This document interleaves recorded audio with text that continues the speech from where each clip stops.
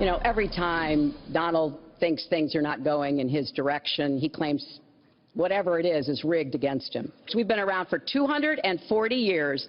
We've had free and fair elections. We've accepted the outcomes when we may not have liked them. He is denigrating, he's talking down our democracy. And I, for one, am appalled that somebody who is the nominee of one of our two major parties would take that kind of position.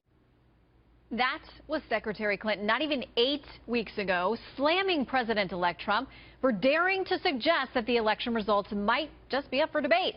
But Mrs. Clinton was far from alone. The larger media never missed a beat when it came to denouncing Mr. Trump for declaring the election was in danger of being rigged. Watch this. Donald Trump has forfeited any right to serve as the American president because he has violated one of the basic tenets of our democracy. It's dangerous, I think, in the future for this, in some ways, for our country. People are really feeling like this election is going to be rigged. The real danger here is that when Trump lies to his supporters about the others who are trying to steal the election, some of his supporters believe him. Mr. Trump, think of your children. America is great partly because everyone accepts the results of elections for decades in the past and hopefully for decades to come.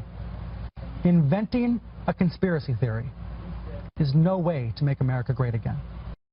Now that November 8th has come and gone with results some in the media seem to outright despise, we've noticed outlets like the New York Times have done a complete 180 on that rigging claim. Back in October, the Times wrote top Republicans must reject the ridiculous notion that a national election can be rigged. But now they're singing a different tune, proclaiming failing to resolve the questions about Russia would feed suspicion among millions of Americans that a dominant theme of his candidacy turned out to be true. The election was indeed rigged. Here to break down the about face is Media Buzz host Howie Kurtz. Good to see you tonight, Howie. Hi, Shannon. All right, so tell us a little bit about this. I mean, where are we going here? Because you read the papers, we all read them 8 weeks ago, and now we're hearing a different tune today. The media went haywire when Trump used to talk again and again about a rigged election because the feeling was he was just setting up an alibi for himself after Hillary Clinton inevitably would win the race. Well, now, as you just quoted, New York Times and other outlets saying, hey, there could be a rigged election here because of the Russian hacking allegations. The Times says there's a darkening cloud over over Trump's presidency. And a liberal Times columnist, Paul Krugman, just today says the election is tainted in part because of the hackers and in part because Hillary won the popular vote, except that this electoral college thing, you know, it's in the Constitution. It is. We've all read it. You've probably got your pocket Constitution. I keep one in my purse, so we know that's actually a fact. But, you know, is there any explanation or any self-reflection by any of these media outlets, do you think, who are flip-flopping? And did they have copies of what they wrote a few weeks ago?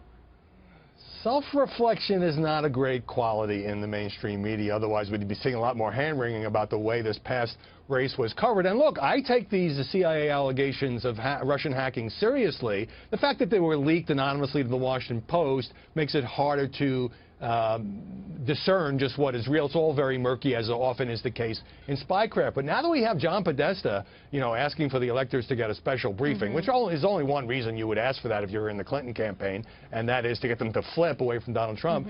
The more the media play this up, I think the more they will be embracing a kind of a fringe theory that really could end up stealing the election from the guy who won 306 electoral votes. But I thought the fringe was suggesting something crazy like a national election could be rigged. Well, look, I mean, everyone knows that even if it turns out to be true, and I think there should be an investigation, that Russian hackers were trying to undermine the election, we're obviously in favor of Trump and not Hillary Clinton. You know, the idea that this flipped the election when what really turned the election was Michigan and Wisconsin and Pennsylvania, where Hillary Clinton barely campaigned in two of those states and where Donald Trump made that connection with white working-class voters who rejected the Democratic nominee. That's what turned this election. So now to try to say, well, if only it had not been for Vladimir Putin, Hillary Clinton would have won, strikes me as kind of sour grapes. But I think this is going to get quite a ride in the media before the electors finally vote, Shannon. All right, and there's still so many unanswered questions. So we'll stay on it. We know you will. Howie, good to see you. Indeed.